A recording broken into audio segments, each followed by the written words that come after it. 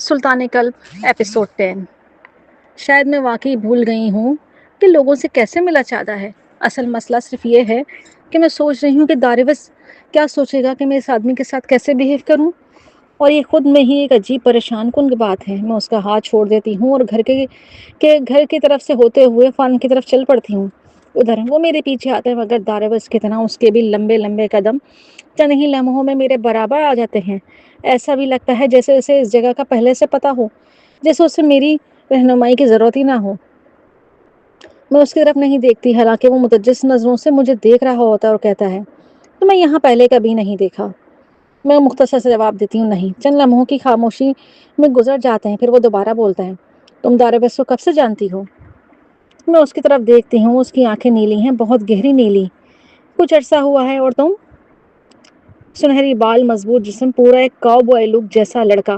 اگر اسے صاف ستھرا کر کے سوٹ پہنایا جائے تو یہ وہ قسم کا آدمی ہے جس کی طرف میں پہلے کبھی میں انٹرسٹ شو کر سکتی تھی، لیکن اب میں اسے ایک سرسری نظر سے دیکھتی ہوں۔ چوڑا سینہ، پتلی کمر، مضبوط تھائس، اور کچھ بھی نہیں، ذرا سا بھی نہیں۔ میں دارویس کو تقریباً 5 سال سے جانتا ہوں، جب سے وہ ایکٹیو ڈیوٹی سے ریٹائرڈ ہوا ہے۔ ایکٹیو ڈیوٹی یعنی فوج میں؟ میں حیرت سے اسے دیکھتی ہوں، مگر میں مزید کچھ پوچھ نہیں سکتی، کیونکہ اس کا مطلب ہوگا وہ یہ سمجھے گا جیسے میں دارویس کے بارے میں کچھ نہیں جانتی، اور میں یہ ظاہر نہیں کرنا چاہتی، حالانکہ اندر سے میرا دل چاہ رہا ہے کہ ٹام، اس بندہ آدمی کا نام ٹام تھا، اس سے کچھ بھی اگلوا لوں۔ مگر پھر ہیئر فائر کا خیال آتا ہے، زمین پر پڑا ہوا، درد میں تڑپتا ہوا، اور دارویس اپنے سر پکڑے ہوئے، ٹوٹا ہوا، بکھرا ہوا۔ میں آنکھیں جھپکتی ہوں، میرا دماغ مکمل گڑبڑا چکا ہوتا ہے۔ مجھے خود نہیں پتا میں کیا چاہتی ہوں۔ ہم استبل کے پاس سے گزرتے ہیں اور میں ہاتھ سے آگے اشارہ کرتی ہوں۔ اگر تم تیز چلو تو مجھ سے پہلے پہنچ سکتے ہو۔ دارویس بہت پریشان ہے، اس سے لگا گھوڑا بہت درد میں ہے۔ مائیکل سر ہلاتا ہے مگر رکتا نہیں ہے، مجھے غور سے دیکھتا ہے۔ نام کیا ہے تمہارا؟ اس بار میری مسکراہٹ اصلی ہوتی ہے، مگر پھر بھی محدود ہے۔ میرا نام بھی ہے۔ میں چراگاہ کی طرف اشارہ کرتی ہوں۔ چلو جلدی کرو، میکائل ہلکے سے سر جھکا کر کہتا ہے۔ میڈم، جب تک میں وہاں پہنچتی ہوں، میکائل ہیل فائر کی پچھلی ٹانگ کا معائنہ کر رہا ہوتا ہے۔ دارویس اس کے سر کے پاس تقریباً اس کے گلے لگائے ہوئے آہستہ آہستہ دارویس اس گھوڑے سے باتیں کر رہا ہے، اس کی گردن سہلا رہا ہے۔ میری وہ آواز بے اختیار کانپ جاتی ہے، میرے ہاتھ کی مٹھیاں بن جاتی ہیں۔ کیسا ہے وہ؟ جواب کے خوف سے میں دارویس کی طرف دیکھتی نہیں۔ دارویس کو اس حال میں دیکھنا، زمین پر گھٹنوں کے بل اپنے گھوڑے کے لیے اس قدر ٹوٹا ہوا، میرے لیے برداشت سے باہر ہے۔ میرا دل چاہتا ہے میں اس کے پاس جا کر اسے پکڑ لوں، مگر مجھے نہیں معلوم وہ مجھے اس طرح گلے لگانے دے گا کہ نہیں، یا دور دھکیل دے گا۔ کوئی جواب نہیں دیتا۔ ٹام مزید 5 منٹ معائنہ کرتا ہے اور پھر اس کے چہرے پر وہی معذرت بھری اداسی ہوتی ہے۔ نہیں، میں ڈاکٹر کو گھورتی ہوں، جیسے میری نظر سے اسے کوئی جواب دینے پر مجبور کر دے گی۔ ٹام ایک لمحے کے لیے میری طرف دیکھتا ہے، پھر وہ دارویس کی طرف۔ آئی ایم سوری، تم نے سب کچھ ٹھیک کیا، بس وہ بہت عرصے سے اس بیماری سے لڑ رہا ہے، اس کی عمر بھی ہو گئی ہے۔ اپنی بکواس بند کرو۔ دارویس اسے کاٹ کھانے کو دوڑتا ہے۔ بس کر دو۔ اس کا جبڑا سخت ہو جاتا ہے اور وہ زمین کی طرف دیکھتے ہوئے یہ کہتا ہے۔ مائیکل آہستہ سے بولتا ہے، کیا تم کچھ وقت لے سکتے ہو اس کے ساتھ آخری ٹائم بتانے کے لیے؟ دارویس سختی سے بولتا ہے، کر دو اس کو، تم اسے انجیکشن لگا دو، میں نہیں چاہتا وہ مزید ایک لمحے کے لیے تکلیف میں رہے۔ مائیکل سنجیدگی سے سر ہلاتا اور اپنے سیاہ بیگ کھولتا ہے۔ میں فوراً اپنا چہرہ دوسری طرف موڑ لیتی ہوں۔ میں یہ سب کچھ نہیں دیکھ سکتی۔ چند منٹ بعد مائیکل کی آواز آتی ہے، اٹس اوکے، 1 منٹ سے بھی کم وقت میں ہو جائے گا اس کا کام۔ میں خود کو مجبور کرتی ہوں کہ پلٹ کر دیکھوں۔ مائیکل ایک بڑی سرنج واپس اپنے بیگ میں رکھ رہا ہوتا ہے۔ دارویس زمین پر ہیل فائر کے ساتھ لیٹا ہوا ہے، اس کے لمبے بازو گھوڑے کی گردن کے گرد مکمل طور پر لپٹے ہوئے ہیں۔ ہیل فائر آخری سانسیں لیتا ہے اور پھر خاموش، بالکل ساکت۔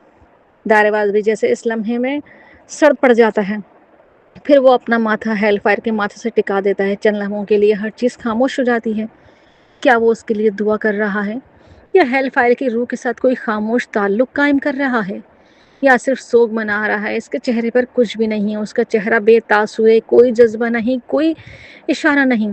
پھر وہ آہستگی سے گھوڑے کو چھوڑ دیتا ہے اور نہایت سکون سے کھڑا ہو جاتا ہے۔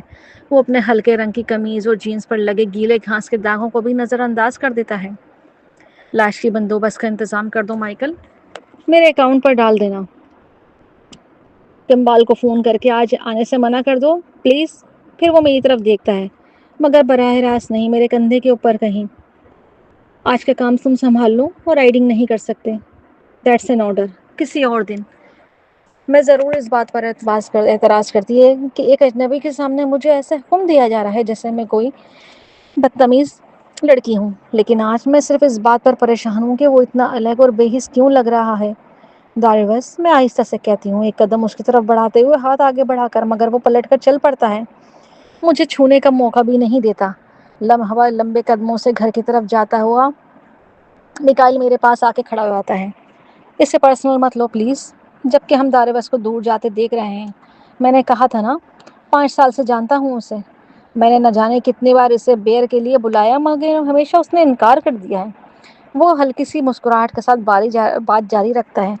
شروع میں مجھے لگا وہ لوگوں کے سامنے سے جانے سے کتراتا ہے. تمہیں پتا ہے اسی وجہ سے. وہ مبہم سا اشارہ اپنے چہرے کی طرف کرتا ہے. پھر میں نے اسے اپنے گھر پہ باربیکیو پر بھی بلایا کھانے پر، صرف میں اور وہ. ایک دفعہ وہ ایک آوارہ کتا لے آیا تھا، تب ہماری تھوڑی بات بنی تھی. اس نے اسے یہاں رکھنے کی کوشش کی مگر کتا گھوڑوں کے ساتھ پاگل ہو جاتا ہے، پنتی نہیں ہے. آخر میں نے اس کتے کو اپنے گھر رکھ لیا. سوچا تھا دارویس کبھی اسے دیکھنے آ جائے گا مگر کچھ نہیں. میرا خیال ہے وہ بس لاکھوں لوگوں والا انسان نہیں ہے جو میل جول بڑا ہے. تو یہ ہے اس کی ڈاگ کیٹل کے راز. آخر کار مجھے سمجھ آ گیا کہ وہ ڈاگ کا پنجرا وہاں کیوں تھا. لیکن یہ آدمی مجھے یہ سب کیوں بتا رہا ہے؟ کیا واقعی وہ مجھ سے بہتر محسوس کرانے کی کوشش کر رہا ہے یا کسی قسم کی آکورڈ فلرٹنگ ہے یہ سب کچھ؟ جیسے وہ میرے خیالات پڑھ لیتا ہو پھر جلدی سے بولتا ہے، میری بیوی تمہیں ضرور ملنا چاہے گی. وہ ہمیشہ سے فیمیل فرینڈس کے لیے ترستی ہے. ہم شہر میں ملے تھے اور میں اسے یہاں لے آیا کیونکہ میں یہیں زندگی گزارنا چاہتا تھا. وہ ہلکی سی شرمندگی سے مسکراہا دیتا ہے. لیکن لگتا ہے وائی ویمنگ میں ایک چھوٹے شہر کی وینٹری ڈاکٹر کی ضرورت تھی. اتنی ایکسائٹنگ نہیں جتنی میں نے اسے بنا کر پیش کی تھی. میں اندازہ لگا سکتی ہوں. پھر میں کہتی ہوں میں پہلے نیو یارک میں رہتی تھی. مائیکل فوراً خوش ہو جاتا ہے. اب تو تمہیں اس سے میری بیوی سے ضرور ملنا ہوگا. وہ ہیوسٹن کی ہے مگر ہر وقت شکایت کرتی ہے کہ یہاں کسی سوفسٹیکیشن ہی نہیں ہے. میں ہلکی سی مسکراہٹ دیتی ہوں مگر میری نظریں دور دارویس کی طرف پش پر جا ٹکتی ہیں.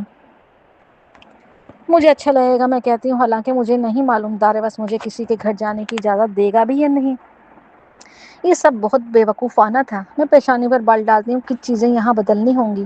وہ کچھ سخت باتیں بھی کرنی ہوں گی لیکن آج نہیں. آج سب کچھ پہلے ہی بہت بکھر گیا ہے. میں ایک عجیب سا ہاتھ ہلا کر کہتی ہوں، دیکھو میرے لیے کافی کام باقی ہے، میں بہت لیٹ ہوں. ٹام اچانک کہتا ہے اور ایک ہاتھ بیگس میں اٹھا کے دوسرے ہاتھ پہ منتقل کرتے کہتا ہے، ہاں ہاں بالکل، کیوں نہیں. وہ ایک لمحے کے لیے ہیل فائر کی لاش کی طرف دیکھتا ہے. پڈی شیک اس کے ساکت جسم کو سونگ رہا ہوتا ہے اور میرا گلا بھٹ جاتا ہے.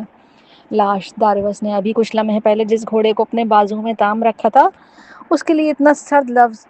کیا یہ صرف ایک دفاعی طریقہ ہے یا وہ اپنے جذبات کو ایسا بند کر سکتا ہے جیسے سوئچ آف کر دیا ہو؟ آپ کب تک اس کی لاش کو ٹھکانے لگا دیں گے؟ میں عائشہ سے پوچھتی ہوں. ٹام میری نظروں کا رخ دیکھ کر کہتا ہے، میں آج ہی کسی کو بھیج دوں گا اسے لے جانے کے لیے. Thank you. میں جیلین کو کہہ دوں گا، وہ تمہارے کال کا انتظار کرے گی. اوہ. میں فوراً چونک کر اس کی طرف دیکھ لوں. نہیں، میرا مطلب ہے ہم کافی مصروف ہیں اور مجھے نہیں معلوم کہ کب میں دارویس سے بات کروں گی، لیکن ابھی یہ وقت ٹھیک نہیں ہے. میں دوبارہ اس کی سمت دیکھتی ہوں جہاں دارویس گیا ہے مگر اب وہ دکھائی نہیں دیتا. کسی دن میں اس سے ضرور ملنا چاہوں گی. ٹھیک ہے، تم سے مل کر بہت اچھا لگا. مائیکل بھی مجھے تھوڑا سا تجسس دیکھتا ہے پھر سر ہلاتا ہے. میل. میرا نام میل ہے. میرا نام وزما میل ہے. وہ مسکراتا ہے ایک سچی مسکراہٹ. پھر ہیل فائر کی طرف دیکھ کر وہ مدہم ہو جاتی ہے. حالات اچھے نہیں تھے مگر تم سے مل کر خوشی ہوئی وزما.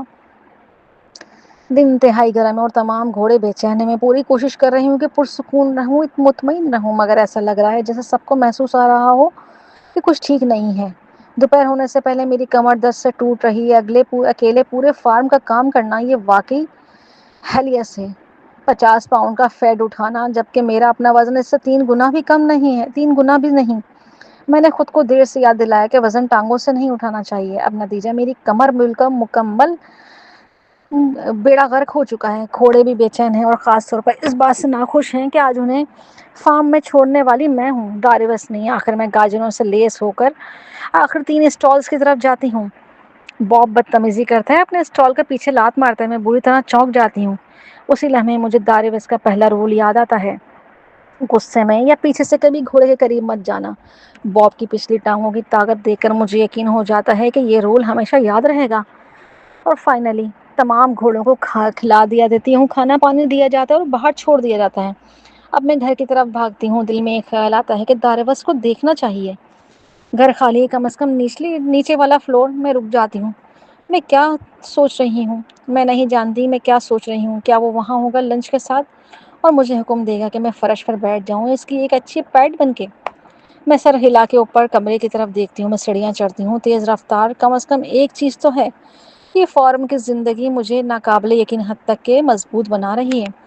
اوپر پہنچ کے میں رک جاتی ہوں، دروازے دارویز سے کمرے کا دروازہ بند ہے، میں ہینڈل گھماتی ہوں، لاکڈ ہے وہ۔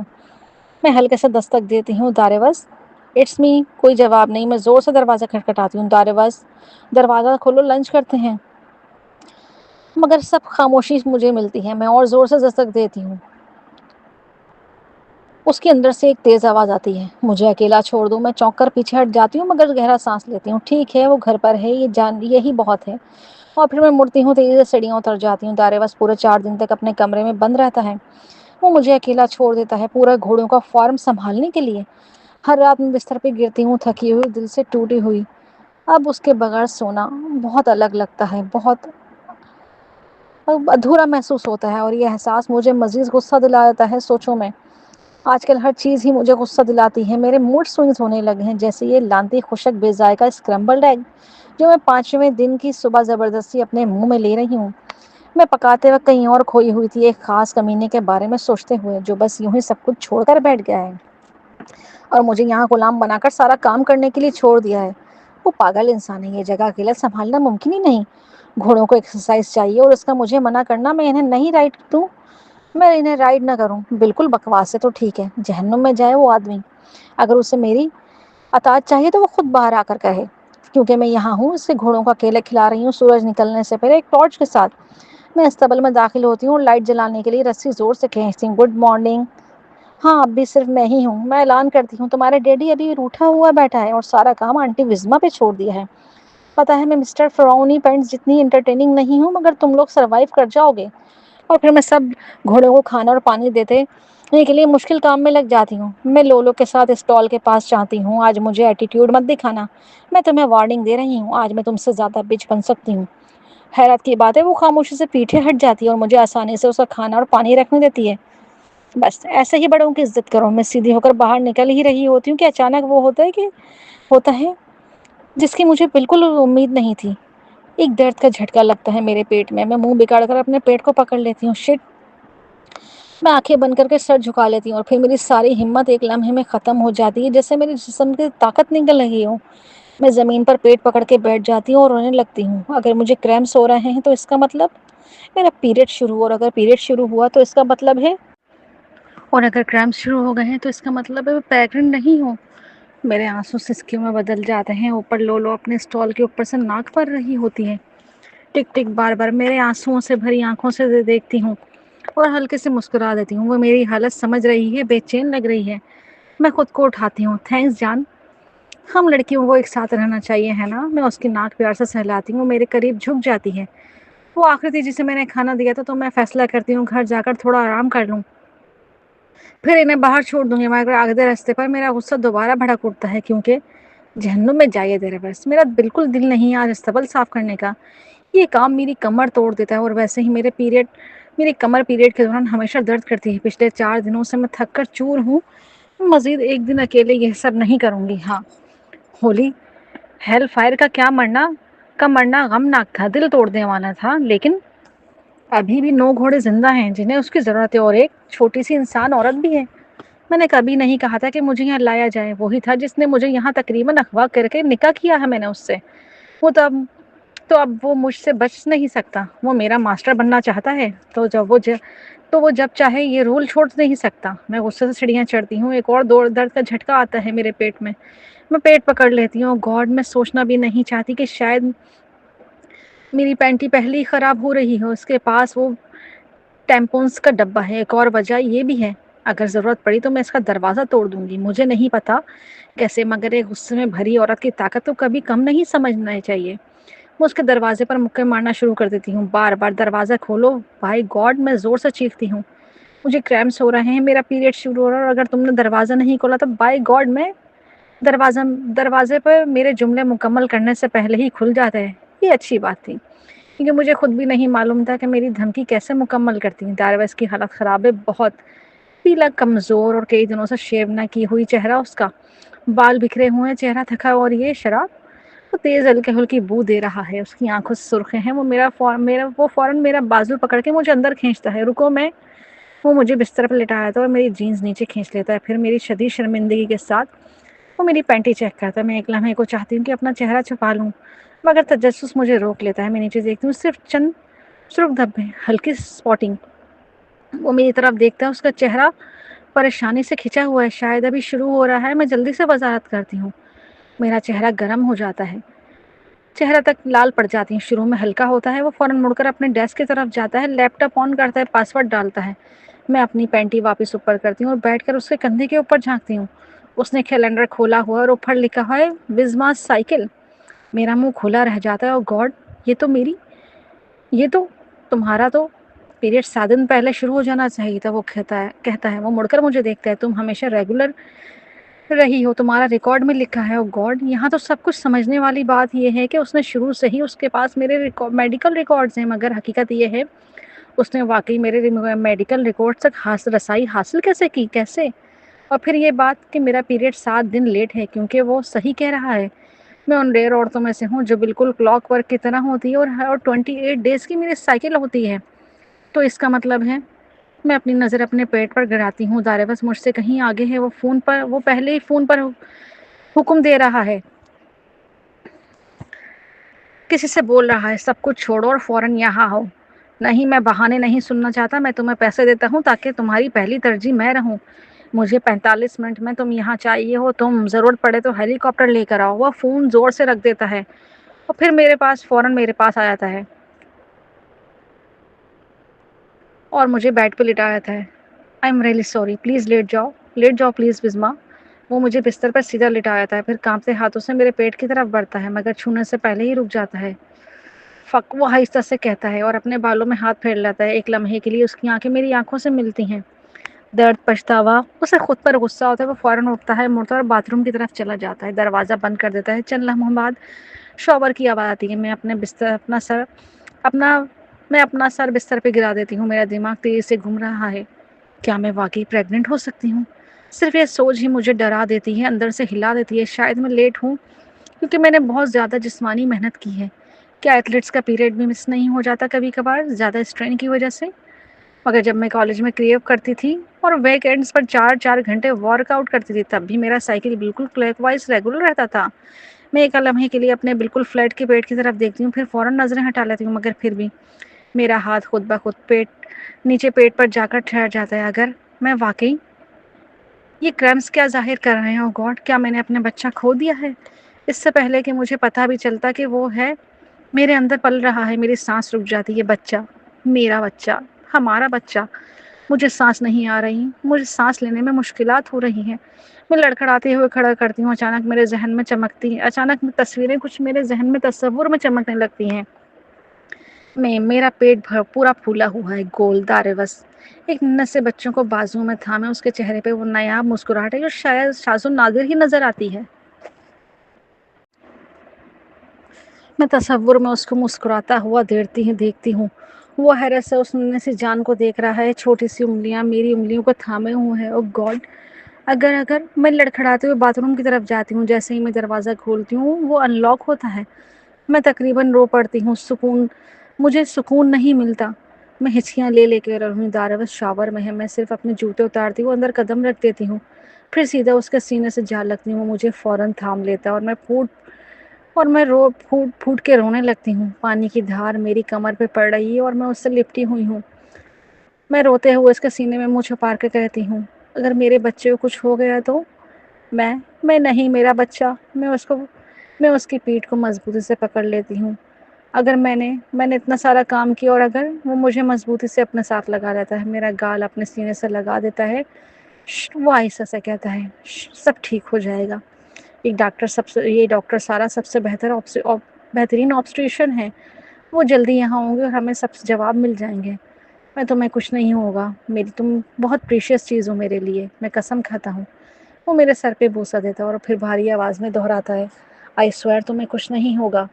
میں اس کو سینے سے لگی سر ہلا دیتی ہوں۔ جو خوف میرے سینے کو جکڑ رہا ہے وہ آہستہ آہستہ مان پڑنے لگتا ہے، مگر میں اسے چھوڑ نہیں پاتی۔ یہی داروس ہے جسے میں جانتی ہوں، اور ابھی مجھے اس کی پہلے سے زیادہ ضرورت ہے۔ محفوظ، مضبوط، اس کے قابو میں اپنا درد کم پا رہی ہوں۔ جب وہ اس لہجے میں کہتے ہیں کہ سب ٹھیک ہو جائے گا تو یقین نہ کرنا ناممکن ہو جاتا ہے۔ چلو تم ان بھیگے کپڑوں کو ہٹاتے ہیں۔ وہ آہستہ سے کہتا ہے۔ میں خاموش کھڑی رہتی ہوں جب وہ میری شرٹ اتارتا ہے اور جینز نیچے کھینچتا ہے۔ چند لمحوں میں میرے کپڑے ایک بھیگا ہوا ڈھیر بن جاتے ہیں اور ہم جلد سے جلد ایک دوسرے کے ساتھ وہ سخت مگر اسے نظر انداز کرتا ہے۔ جلد سے جلد وہ کپڑے چینج کرتا ہے۔ وہ بہت مضبوط، اس کا جسم بہت مضبوط نظر آ رہا ہے، مگر وہ اسے نظر انداز کر دیتا ہے، اپنے جسم کو ایک طرف موڑ لیتا ہے تاکہ وہ حصہ مجھ سے نہ ٹکرائے۔ پھر ایک لمحے کے لیے مجھے دوبارہ اپنے ساتھ لگا لیتا ہے۔ ایسا لگتا ہے جیسے وہ مجھے تھامنا چاہتا ہوں۔ اتنے دلوں کے فاصلے کے بعد، یا شاید میں زیادہ ہی سوچ رہی ہوں، کیونکہ یہ سچ تو یہی ہے، میں یہی چاہتی ہوں۔ مجھے اس کی ضرورت ہے، اس کا وجود، اس کی حقیقت مجھے اپنے بازو میں محسوس کرنی ہے۔ میں برداشت نہیں کر سکتی وہ دوبارہ مجھ سے دور ہو جائے، خاص طور پر اب۔ مگر وہ جانے کا ارادہ نہیں رکھتا۔ وہ کچھ لمحوں کے لیے پیچھے ہٹتا ہے، شیمپو ہاتھ میں رہتا ہے، پھر مجھے دوبارہ اپنے قریب کھینچ لیتا ہے۔ اس کی انگلیاں مجھے اپنے بالوں میں اترتی محسوس ہوتی ہیں۔ میں سکون سے آنکھیں بند کر لیتی ہوں۔ میں آہستہ سے اس کے گردن میں چہرہ ڈال کے کہتی ہوں مجھے میرا بچہ چاہیے پلیز۔ یہ پہلی بار یہ الفاظ بلند آواز میں ادا کرتے ہوئے میں واقعی بچے کو چاہتی ہوں۔ وہ دھیرے سے کہتا ہے یقیناً تم یہ بچہ ضرور چاہتی ہو، اور تم دیکھنا تم ایک بہت اچھی ماں بنو گی۔ میں اس کی باتوں سے پگھل جاتی ہوں۔ کیا وہ واقعی ایسا سوچتا ہے؟ جبکہ میں ہمیشہ کہتی آئی ہوں کہ مجھے بچے پسند نہیں ہیں، کہ وہ پریشان کرتے ہیں۔ وہ شاور کا اسپرے اٹھا کر شیمپو دھوتا ہے، پھر باڈی واش کی طرف بڑھتا ہے۔ میں سوچ بھی نہیں سکتی کہ اس سے دور ہو کر یہ سب کھو دوں گی۔ پچھلے 4 دن بہت مشکل تھے۔ اب اس کے ہاتھوں کا لمس سانس لینے جتنا ضروری لگ رہا ہے۔ وہ مجھے نہایت نرمی سے صاف کر رہا ہے، چھو رہا ہے۔ اس کے چہرے پر ایک عجیب سی سنجیدگی ہے، احترام ہے۔ وہ مجھے چھیڑتا نہیں ہے، وہ مجھے اکساتا نہیں ہے، نہ ہی مجھے ابھارنے کی کوشش کرتا ہے، بس نرمی سے۔ پھر وہ خود کو دھونا شروع کرتا ہے۔ اس کی ہر حرکت میں نرمی ہے، اس کا سخت وجود جیسے وہ خود کو سزا دے رہا ہو۔ مجھے کرنے دو۔ میں بوتل لینے کی کوشش کرتی ہوں جو اس نے ابھی رکھی ہے، مگر وہ فوراً میری کلائی تھام لیتا ہے۔ میں اسے وہی سکون دینا چاہتی ہوں جو اس نے ابھی مجھے دیا ہے، مگر وہ آہستہ سے سر ہلاتا ہے، ایک ایسا تاثر چہرے پہ لیے جسے میں سمجھ نہیں پاتی۔ وہ میرے ہاتھ پیچھے کر دیتا ہے۔ بس پانی کے نیچے کھڑی رہو، وہ کہتا ہے۔ وہ دوبارہ خود کو دھونے لگتا ہے، شاور لینے لگتا ہے۔ وہ عام طور پر خود کو جلدی جلدی صاف کرتا ہے، مگر آج کچھ زیادہ ہی بے رحمی ہے ان کی حرکات میں۔ پچھلے 4 دن وہ اس کمرے میں بند ہو کر کیا کرتا رہا؟ ظاہر ہے خود کو شراب میں ڈبو رہا تھا، مگر صرف ہولی ہیل فائر کے لیے۔ ہاں، اس گھوڑے سے لگاؤ تھا، محبت ہی۔ اور شاید گھوڑوں کے ساتھ اس کا رشتہ میری سمجھ سے کہیں گہرا ہے، مگر اس طرح خود کو بند کر لینا یہ نارمل نہیں ہے، اور کچھ اور بھی ہے۔ شاید انہی ڈیمن سے جڑا ہوا جو اسے راتوں میں چیخ کر جگا دیتے ہیں۔ کیسے مجھے کوئی اندازہ نہیں، کیونکہ وہ مجھ سے بات نہیں کرتا اور تمہیں اس طرح چھونے بھی نہیں دیتا۔ میں اپنے بازو اپنے پیٹ کے گرد لپیٹ لیتی ہوں۔ گرم پانی کے باوجود مجھے سردی لگ رہی ہے۔ شاید میں اس بچے کی ماں بننے والی ہوں، مگر میں اسے حقیقت میں کتنا جانتی ہوں؟ یہاں آنے کے بعد سب کچھ بدل گیا ہے، میں بدل گئی ہوں۔ مجھے وہ انسان پسند آتا جا رہا ہے، میں جو بن رہی ہوں، اگر میں وہ ابھی تک پوری طرح نہیں سمجھتی کہ وہ انسان اصل میں ہے کیا، اس کی حقیقت کیا ہے۔ میں پہلے سے زیادہ مضبوط محسوس کرتی ہوں، مگر پہلے جیسے سخت نہیں رکھتی۔ اگر سب میں سمجھ میں آتا ہو تو مگر یہ سب لمبے عرصے تک کیسے چل سکتا ہے اگر وہ خود کو مکمل طور پر میرے ساتھ شیئر نہ کرے؟ تم ٹھیک ہو؟ داروس کی پہچان فکر سے سکڑ جاتی ہے۔ وہ میرے قریب آتا ہے، اس کے جسم پر جھاگ وہ میرا بازو تھامتا ہے۔ اس کا لمس بہت گرم ہے اور میں خود کو اس کی طرف جھکنے سے نہیں روک پاتی، کیونکہ چاہے وہ کتنا ہی ٹوٹا ہوا ہو کیوں نہ ہو، کتنا ہی ایموشنلی ان اویلیبل کیوں نہ ہو، اب بہت دیر ہو چکی ہے، میں اس سے محبت کرنے لگی ہوں۔ ہاں، شدت سے۔ میں ٹھیک ہوں یہاں۔ میں پانی سے ہٹ جاتی ہوں تاکہ وہ خود کو واش کر سکے۔ وہ ایک لمحے مجھے دیکھتا رہے، میرے چہرے کو پڑھنے کی کوشش کرتا ہے، پھر مان جاتا ہے اور جلدی جلدی جھاگ دھونے لگتا ہے۔ وہ پہلے ہی اپنے بال صاف کر چکا ہے، اور اس لیے چند لمحوں میں ہم شاور سے باہر ہوتے ہیں اور وہ ہمیں تولیے سے خوش کرتا ہے۔ جب وہ مجھے ایک موٹے باتھ روم میں لپیٹ دیتا ہے تو میرے ساتھ بستر پہ لیٹ جاتا ہے۔ میرے بالوں کو چہرے سے ہٹاتے ہوئے اس نے کہا تھا میں پریگنینسی ٹیسٹ کر لوں جو اس نے پہلے ہی لا کر رکھے ہوئے ہیں۔ اس کو یقین دلانے کے لیے میں انتظار کرنا چاہتی ہوں ڈاکٹر کا، کیونکہ اگر ٹیسٹ کچھ بھی کہے پازیٹیو یا نیگیٹو میں پھر سے ڈر جاؤں گی کہ کہیں مسکیریج نہ رہا ہو۔ میں ابھی یہ سب ہینڈل نہیں کر سکتی، اس لیے ہم بس ساتھ لیٹے ہوئے انتظار کرتے ہوئے۔ وہ شیو نہیں کیا ہوا، اور سچ کہوں مجھے اس کی یہ 5 دن کی بڑی ہوئی داڑھی پسند آ رہی ہے، اسے اور بھی زیادہ ڈینجرس بنا رہی ہے۔ اس سے کہ چہرے کے جلے ہوئے نشان اور زیادہ نمایاں ہو جاتے ہیں جہاں بال نہیں اگتے۔ اگر داڑھی اور بڑھ جائے تو وہ شاید چھپ جائیں۔ ہم کافی دیر سے خاموش ہے، وہ بس مجھے دیکھ رہا ہے کسی اور کے ساتھ، جیسے اپنے بچے کو دیکھ رہا ہوں۔ یہ خاموشی عجیب لگتی ہے مگر اس کے ساتھ مجھے سکون ملتا ہے، تنہائی نہیں محسوس ہوتی۔ وہ میری نظروں سے نہیں کتراتا اور میں شاذ و نادر موقع ملتا ہے اسے اتنے قریب سے دیکھنے کا۔ اس کا چہرہ چوڑا اور مضبوط ہے جیسے کسی باکسر کا، مگر اس کا پھیلا ہوا منہ اور گہری پیشانی سب بیلنس کر دیتے ہیں۔ جب وہ مسکراتا ہے تو چمک اٹھنے لگتا ہے، اور جب وہ سوچ میں گم ہوتا ہے جیسے ابھی، تب بھی نظریں اس کے ہونٹوں سے ہٹتی نہیں۔ میں ہمت کر کے اس کی نیلی شفاف آنکھوں میں دیکھتی ہوں۔ مجھے بتاؤ گے کیا ہوا تھا؟ وہ فوراً نظریں ہٹا لیتا ہے۔ پلیز، کیا مجھے جاننے کا حق نہیں ہے؟ اس کے ہونٹ سختی سے مڑ جاتے ہیں۔ شاید میں نے اپنی لمٹ کراس کر دی ہے، مگر یہ سچ بھی ہے۔ مجھے رائٹ ہے، میں اس کے بچے کی ماں بن سکتی ہوں۔ اس نے مجھے 4 دن جہنم میں رکھا ہوا ہے کام میں لگا کے، اور اب مجھے چاہیے کہ وہ میرے ساتھ بات کرنا شروع کرے، اپنی باتیں کرنا شروع کر دے۔ وہ اتنی دیر خاموشی رہتا ہے کہ مجھے لگتا ہے کہ جیسے وہ جواب نہیں دے گا، پھر ایک گہری سانس لے کے وہ بولنا شروع کرتا ہے۔ میں فوج میں تھا۔ اس کا ایڈم ایپل اوپر نیچے ہوتا ہے۔ ایک لیفٹیننٹ بگرام ایئر بیس کے ڈیٹینشن فیسلٹی میں تعینات تھا۔ مجھے بالکل حیرانی نہیں ہوتی کہ وہ ہیل فائل کا ذکر نہیں کر رہا۔ اندر کہیں میں پہلے ہی جانتی تھی یہ سب کچھ ایک پسندیدہ گھوڑے سے کہیں زیادہ کا معاملہ ہے۔ وہ چھت کے گھورتا ہوا بات کر رہا ہے اور ہر لفظ جیسے بڑی مشکل سے اس کے منہ سے نکل رہا ہے۔ آخری جملہ کہنے سے پہلے وہ گہری سانس لیتا ہے۔ میرے ماتحت آدمیوں سے غلطی ہو گئی تھی، ایسی غلطی جس کی وجہ سے بہت سے لوگوں کی جانیں گئیں۔ وہ تھوڑی دیر رکتا ہے، پھر آہستہ سے کہتے ہیں اگر میں انہیں بہتر طریقے سے ٹرین کرتا تو شاید میں ان سب کو روک سکتا تھا۔ وہ جو کہنا نہیں چاہ رہا وہ اس کے چہرے پہ صاف لکھا ہوا ہے، اور خود کو ذمہ دار سمجھ رہا ہے ان تمام موتوں کا۔ مگر اگلا سوال کرنے سے پہلے میں ہچکچاتی ہوں۔ مجھے نہیں معلوم وہ دوبارہ کب اتنا میرے سے فری ہوگا۔ کیا وہی وقت تھا جب میں اس کے چہرے کی طرف ہاتھ بڑھاتی ہوں مگر واپس ہاتھ کھینچ لیتی ہوں اس سے پہلے کہ وہ اسے جھٹک دے۔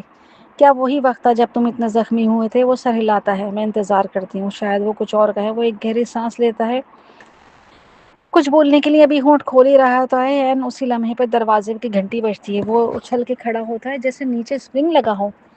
ڈاکٹر ہوگی، اور وہ دروازے سے باہر نکل جاتا ہے۔ اس سے پہلے میں پلک جھپک سکوں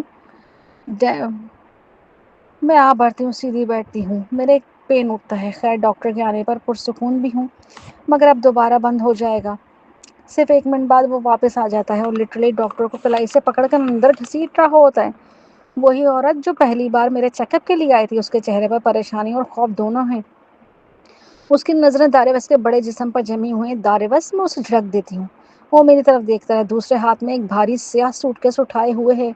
شاید وہ ڈاکٹر کا سامان ہے۔ وہ اسے نیچے رکھ دیتا ہے، مگر ڈاکٹر کو وہ اب بھی ایسے پکڑے ہوئے زبردستی جیسے اسے ڈرا رہا ہوں۔